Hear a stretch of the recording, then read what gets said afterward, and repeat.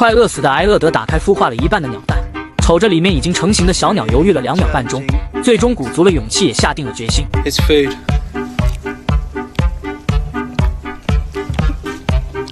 Ah. 本期德爷来到了与非洲大陆隔海相望的马达加斯加共和国，目的地是该岛屿西南部的荒蛮区域。经常给自己看病的兽医伍迪老表驾驶着沙滩摩托，俩人你侬我侬的一路风驰电掣，亲手把好基友德爷托付给当地的老白兄弟，乘坐着他们的豪华游艇逆流而上，最终在一片没人的泥滩进行登陆。接下来需要在没有缺德地图指引的情况下，朝向东北方向徒步40公里找到渔村。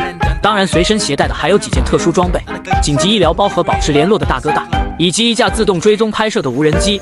由于给德这次扣上了鸭舌帽，无人机绕了好几圈，愣是没拍到他究竟带了多少根头发。按照此刻正午太阳的位置确定了行进方向，风风火火地踏上了不归之路。泥泞滩涂直接漫过了波棱盖的位置，致使迈出的每一步都感觉到异常艰难，使出6年级都还在吃奶的力气才从当中爬了出来。但前方横向拦截的河道却让一脸懵逼的德爷又是一脸懵逼。游泳技术处于整个荒野界地花板的事情咱先不提，但水中的鳄鱼也不会轻易放过送上门的饿了么外卖。鸡贼的研究半天，决定原路返回，从另一侧绕道。也就才过了短短的几10分钟，潮水便淹没了他那粗壮的小蛮腰。沿着相反的方向走了还没多远距离，刚刚懵逼过的德爷再一次陷入了懵逼。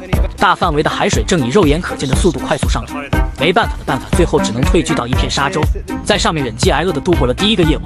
隔天月亮还没下班的早早醒来，很庆幸自己没有碰到鳄鱼，依旧毫发无损。等到海水慢慢退却，抓紧时间赶快上路。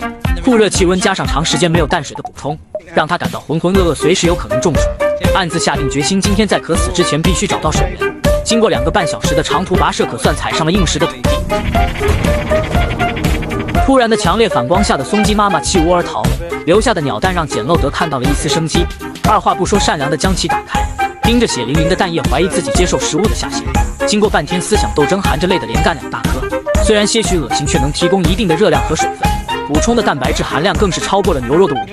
就这样往前行走了大概不知道多长时间，误打误撞闯入了一片有着生命之树称号的猴面包树树林。独特的外形和无比巨大的枝干非常壮观，并且它们寿命很长，甚至能轻松活过1000年。这让热到快吐舌头的德爷又仿佛看见了救命稻草，找准树根位置疯狂地展开挖掘。果不其然，没过多大会儿的功夫，还真的从下面掏出来了一块像是麻山药的根茎。Wow! Haha! Look at that!